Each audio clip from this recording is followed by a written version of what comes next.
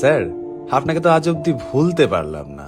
আপনার চোখে আমরা ছিলাম সবচেয়ে দুষ্টু। যেদিন শেষবারের মতন আপনার ব্যাচে পড়তে গেছিলাম, সেদিন শুধু আমাদের নয়, আপনারও মন খারাপ হয়েছিল, কিন্তু আপনি তা মুখ ফুটে বলেননি।